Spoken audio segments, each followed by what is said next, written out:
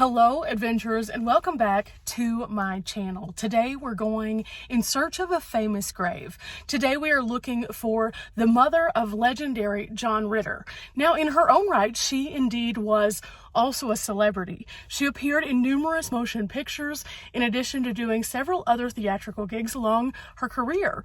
But most people in her later life knew her as the famed mother of the iconic actor.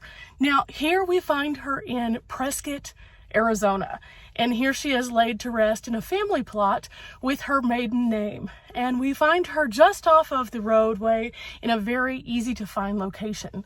Today we are finding the grave of Dorothy Ritter and learning a little bit more about her contributions and her life. Now, I will say this, guys, this one was a little bit harder to find just based on the layout of the cemetery itself. And so as we step out of the van, you'll notice the paths here are pretty narrow. So park as close to the curb as you can, and it's just a short walk in this direction. In fact, here we find the cemetery plot for the family of Southworth. This entire row right here is the family's row, and here we find Dorothy Faye Southworth Ritter. Dorothy Faye was born Dorothy Alice Faye Southworth in 1915 right here in Prescott. She went on to pass away on November 5th, 2003, and was an American actress mostly known for her work in Western movies. Later in life, she went on to marry Tex Ritter in 1941, and he preceded her in death in 1974. Dorothy was born in Prescott, Arizona to Harry T. Southward and Harriet Faye Fox. Her father was a medical doctor, and she attended the Carolyn Leonetti School, the University of London, and the University of Southern California in Los Angeles. She studied acting at the Royal Academy of Dramatic Art in London before making her motion picture debut in the late 1930s. She performed in several B-grade westerns at this time, and in 1938 she appeared opposite George Houston in Frontier Scout at Grand National Pictures. She also appeared with Western star Buck Jones and William Elliott. Faye went on to make movies with her husband, country music star Tex Ritter, at Monogram Pictures, including Song of the Buckaroo, Sundown on the Prairie, Rollin' Westward, and Rainbow Over the Range.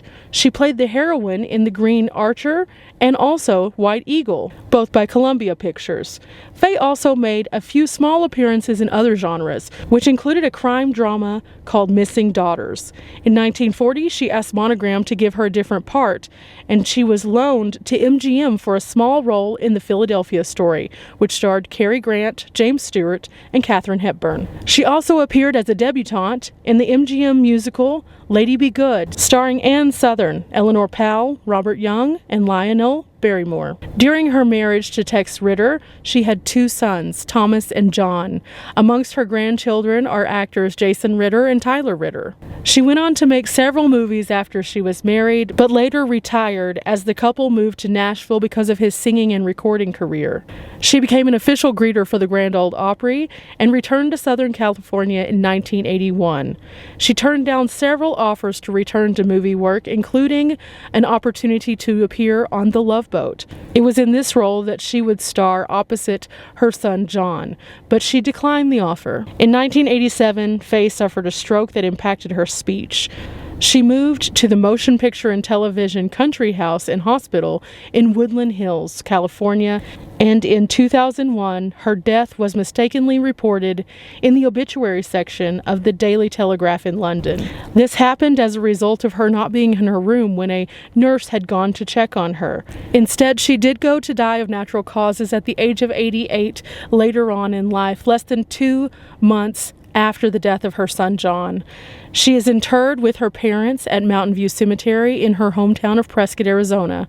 Tex Ritter is interred in Oak Bluff Memorial Park in Port Neches, Texas, and John is interred in Forest Lawn Memorial Park in Hollywood Hills. Now, as you can see, being buried under her maiden name, it was a bit harder to find her, and initially markings stated that Ritter was the name for which she was buried. So I looked everywhere far and wide and finally found this plot toward the front of the cemetery. Again, these aren't our normal adventures. However, these adventures are the ones that tell us about the past and link us to the people that we've grown up watching or that we've heard stories about. So I like to share these here on the channel, and I thank you guys for coming along with me. Remember guys, we're not here for a long time, but we are here for a good time. And seeing these pieces of history and carrying on these legacies is definitely that. Until next time guys, bye!